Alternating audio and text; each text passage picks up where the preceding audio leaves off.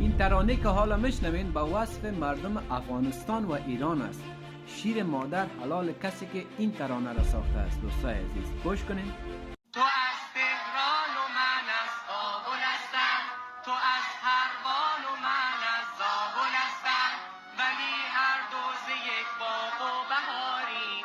اگر تو بلبل هستی من گل هستم، شما از ما و ما هم از شماییم، شما و ما ز قوم آریاییم. قسم بر روح پاک رند شیراز که ما از خون جمشید و یماییم. زبان ما زبان رودکی است، زبان ما و قلب ما یکی است. بزرگین مرز را با ما نسازیم که آمو رودبار کوچکی است. تو اصلا از بدخشانی من از بنج، ز نسل پارسیان سخن سنج.